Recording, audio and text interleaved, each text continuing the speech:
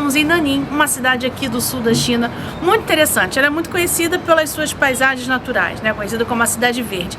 Mas ela não é só isso, né? Aqui também é o berço de um grupo que foi crescendo a partir do encontro de várias minorias étnicas. E por isso a riqueza cultural é imensa. Vamos explorar um pouco mais sobre esse aspecto da cidade neste vídeo.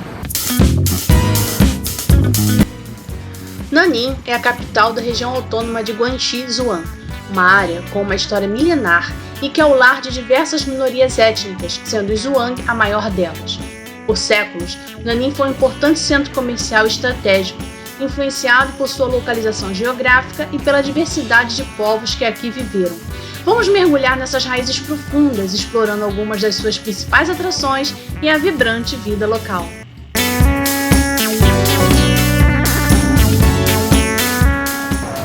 Prepare-se para conhecer então um pouco mais da história de Nanning e algumas curiosidades da cidade.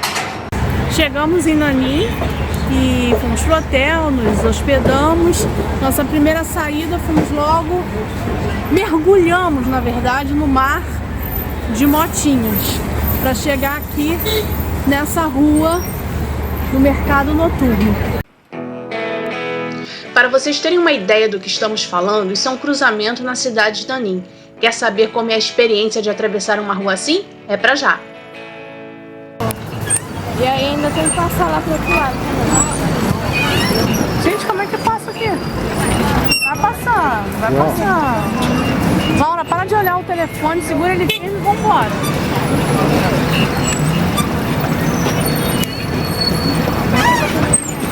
How is it possible? Gosh. We got it. De todas as experiências que tivemos com motinhas nas cidades da China, mesmo Pequim, né, a capital, aqui foi muito louco, gente. Enfim, você mergulha no mar das motinhas e vai. Enfim, foi um desafio, mas acho que valeu a pena. Pão frito! Olha lá, pão frito.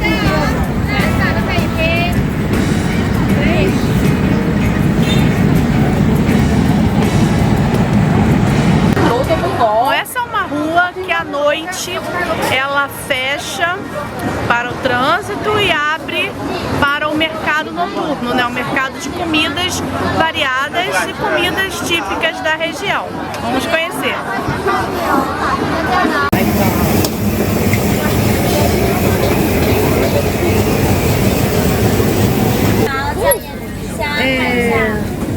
Uma gostinha, né? No.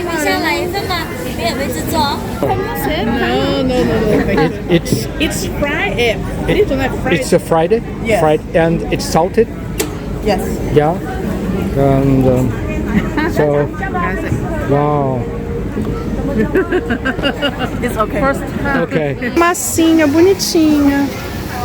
Olha o menino fazendo a massinha. Ai, que lindo! Esse é colorido, olha lá.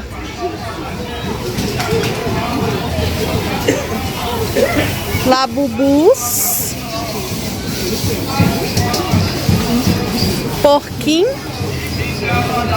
Caldo de cana.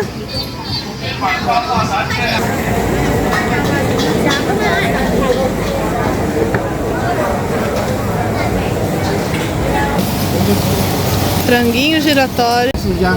Olha, gente, 50 dinheiros essa formigona, aranha, sei lá o que que é. Não é exatamente uma coisa barata.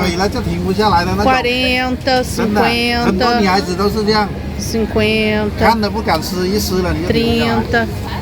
E o moço... Yeah, and the usual.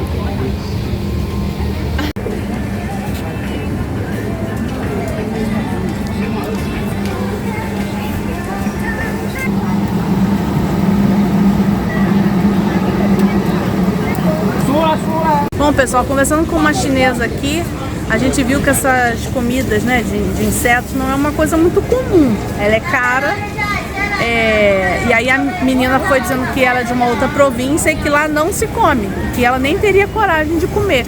Ela também olhou com um certo espanto, né? Então é uma coisa muito específica de uma determinada região. E assim como no Brasil algumas pessoas comem tanajura, aqui tem a galera que come esses bichinhos e não é muito comum, porque o preço não é barato. Para os padrões chineses não é barato. Os padrões chineses, então, não é barato. Aí rouba o cheiro de tudo, né? O Úrsula estava fazendo um registro aqui importante, o cheiro, né? Aqui o cheiro é muito agradável, dos diversos temperos, né? Porque não tem aquele tofu fedido, porque quando tem o tofu fedido, ele rouba o aroma de todas as outras comidas.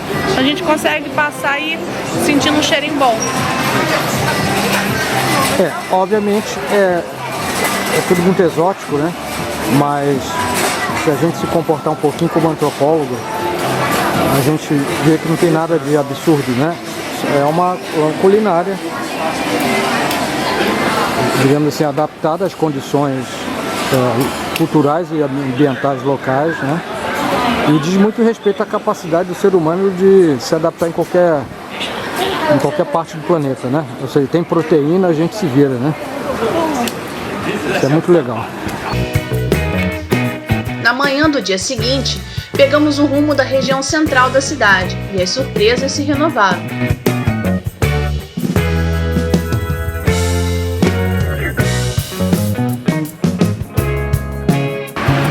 Aí pessoal, vou sacar o meu jaeco, porque ali tem um BRT. Brincadeiras à parte, é o mesmo conceito que a gente tem lá no Rio, né? Desse corredor de ônibus por paradas específicas. Então aqui nessa cidade a gente tem também. Só que infelizmente o nosso já era aqui, não funciona. Nunca fui, né?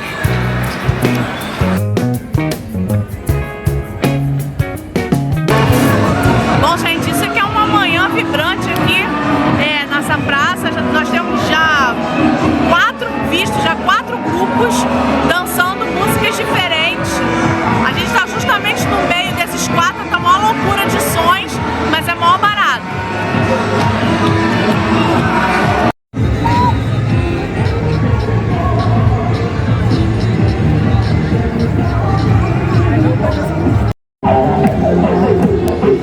Em toda a China, praças públicas são realmente pontos de encontro, de festa, de dança e confraternização entre as pessoas.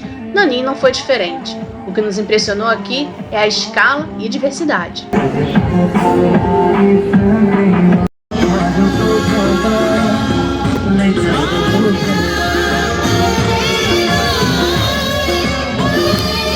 Grupos de dança de todo tipo, mas não só. O popular karaokê não pode faltar. E também os jogos de carta, eles adoram.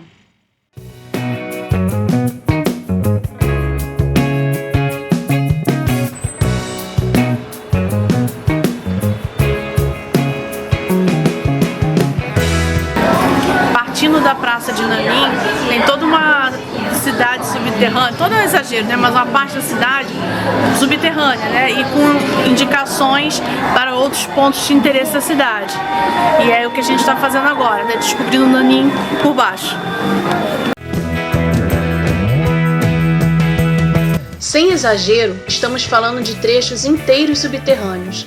Eles foram pensados neste formato de forma integrada à rede de metrô da cidade, de modo que você pode circular pelos túneis a pé, mas para distâncias mais longas pode embarcar em uma das estações de metrô da cidade.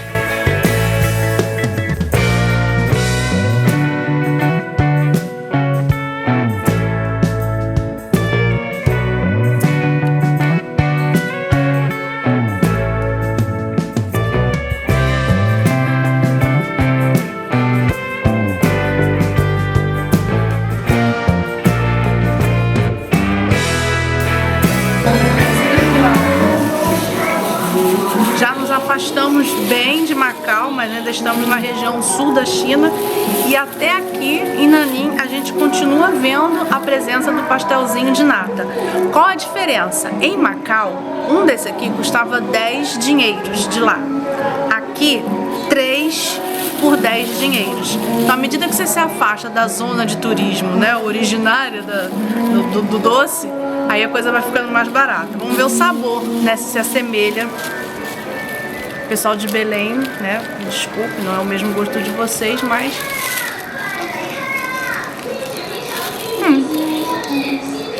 É o pastelzinho de Belém, na verdade, aqui de Nanim. Gente, isso aqui é muito grande, muito. E é refrigerado, então a gente acredita que no verão isso deve ser um oásis, né? Porque aqui é uma cidade muito quente no verão. E a gente vai se divertindo aqui olhando essas lojas vendendo Gucci, Christian Dior, Louis Vuitton, né? Louis Vuitton, Gucci, né? Como a gente diz. E é divertido. Essa até que bonitinha, essa Louis Vuitton aí.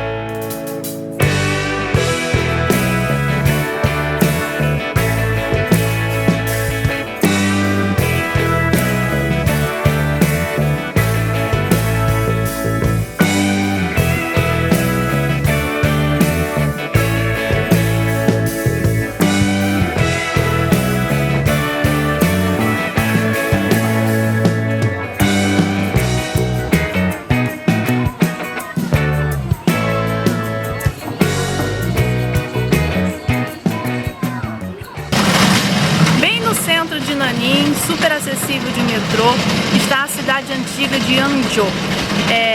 Como em outras partes da China, né, eles preservam esses centros antigos e acabam tornando um local de atração turística com concessões para lojas, restaurantes e hotéis. Aqui não é diferente. Essa área é conhecida como a área das 3 ruas e 2 becos. Daí a gente vai encontrar aqui muitas edificações da arquitetura das dinastias Qing e Ming.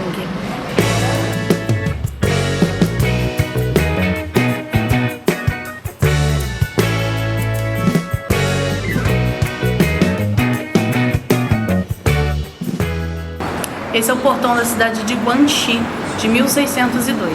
Vamos entrar? Ou sair?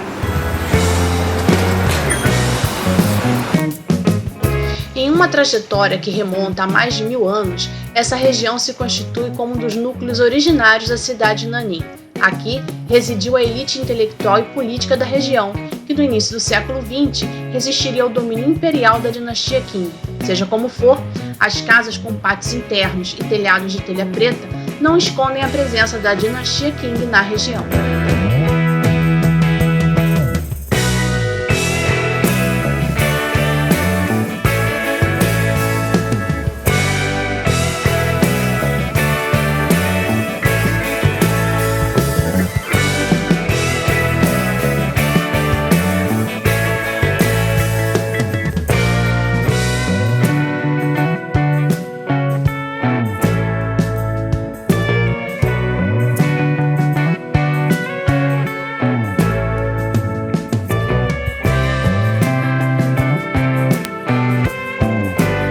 Conectado ao centro antigo, está uma região mais nova de prédios modernos e comércio bastante intenso.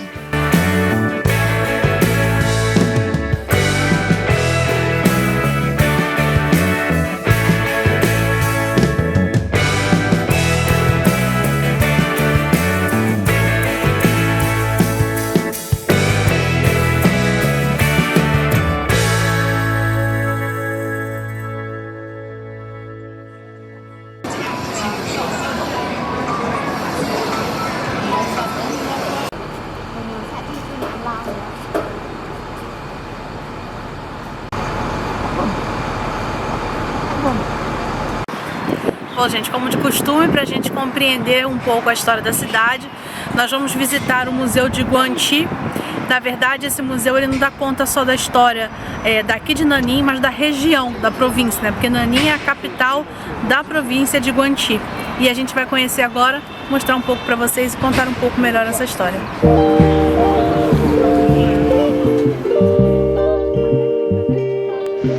A entrada é livre, estrangeiros devem apenas mostrar o passaporte na porta de acesso.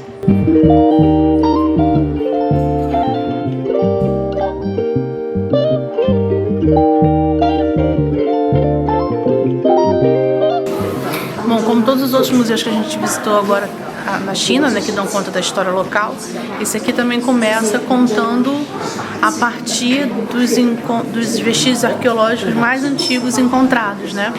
Então a gente tem aqui primeiro um momento que a gente chama de Idade da Pedra, entre todas as aspas, né? Em que os instrumentos principais eram feitos a partir das rochas, né? Então tem algumas ferramentas, enfim, vai mostrando também as características dos hominídeos do período, que agora eu não consegui ver qual é a datação.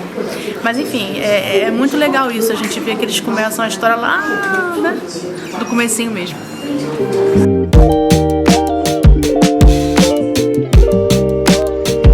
O museu dispõe de alguns textos informativos em língua inglesa, que permitem ao visitante acompanhar minimamente a exposição. Aliás, precisamos dizer que de todas as cidades que visitamos na China, Nanning parece ser aquela que menos está preparada para lidar com estrangeiros. Transporte público e alguns museus dispõem de informações em inglês, mas não é algo muito generalizado.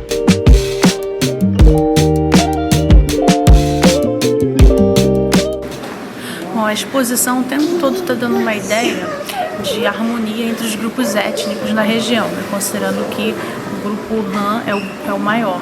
Aqui no sul é onde há uma diversidade muito grande de outros grupos étnicos. Então atrás de mim tem uma exposição sobre o que foi encontrado numa tumba, né, com diversos itens que pertenciam a grupos diversos, né, das etnias que estavam aqui, numa ideia de uma harmonia. E em nenhum momento na exposição se explora, né, algum conflito possível entre esses grupos.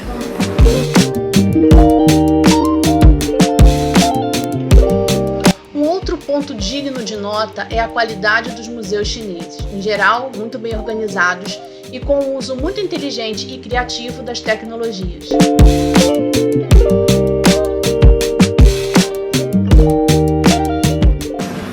Bom, aqui já tem um capítulo importante na história chinesa, que é tear, né, para produção têxtil. E aqui, enfim, grandes produtores de seda.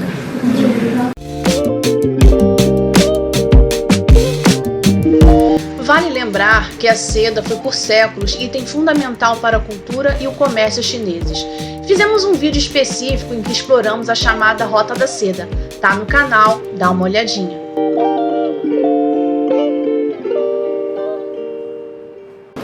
Bom, agora a gente está entrando numa área da exposição que dá conta do momento em que Guangxi vai se organizar como uma região administrativa. Isso a gente está falando do século IX. Vejam vocês o quão milenar é a história desses povos. Uma história bem coberta no interior do museu, mas também fora dele. Do lado de fora do museu tem uma reconstituição de casas de vários grupos étnicos minoritários aqui da região.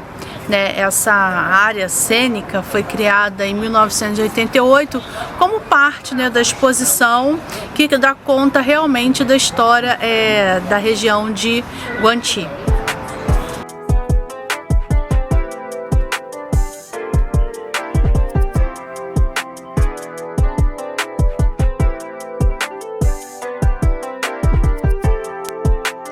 Sem dúvida, estamos pisando em uma parte da China bastante singular. A proximidade com o Vietnã, por exemplo, fez dessa região uma espécie de transição entre uma cultura milenar chinesa e as culturas dos povos do Sudeste Asiático. Esta singularidade, contudo, nem sempre foi vista como positiva. Bom, pessoal, esse canhão aqui atrás ele foi comprado no século XIX de uma empresa alemã, né, de armas, que é para justamente proteger, a ideia era, né, de proteger essa fronteira sino-vietnamita contra a invasão de estrangeiros aqui na região.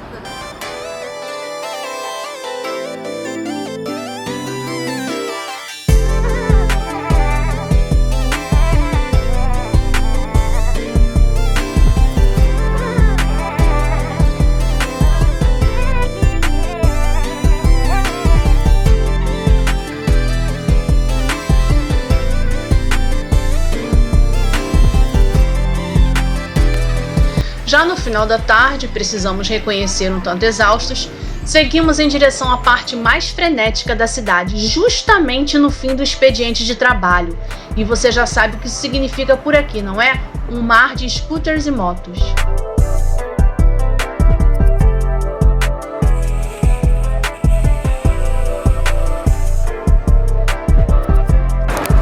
A rua Zhongshan é uma rua que durante o dia, né, uma rua de comércio, com seus prédios em casarinho mais antigo, e à noite vira aqui um mercado de rua noturno de comidas. Chegamos aqui e o que a gente está observando é que está tudo em grande reforma, né? As lojas, as ruas, eu não acredito que vai ter um mercado noturno aqui, mas a gente já esteve em uma rua com mercado noturno de comidas, que também é bem interessante. Bom, quando você vier aqui, nos conte se essa rua já voltou a ser o que era antes. Resumindo, gente, estão gourmetizando a rua e a gente está bem nesse processo.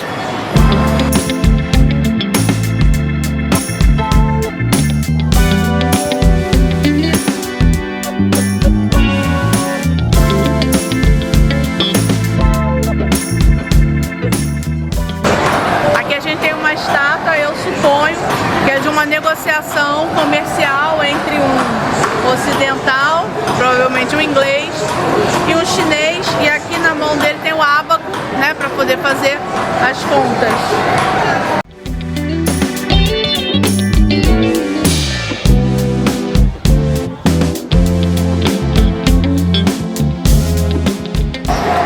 Passamos dessa região de manhã cedo e tava vazio. Agora, já no final da tarde, tá assim, ó, já uma confusão, gente pra lá e pra cá, essa barulheira das lojas. Vamos aí. Nanning nos revelou ser uma cidade de muitas camadas, da sabedoria ancestral de seus templos, à riqueza cultural de suas minorias étnicas e da resiliência de suas fortificações, à explosão de sabores de sua culinária de rua. Ela é uma cidade que realmente abraça sua identidade. Então, pessoal, espero que vocês tenham gostado desse vídeo. Que aspectos da cidade de Nanning mais te atraiu? Você já veio aqui nessa cidade? Deixe nos comentários suas impressões.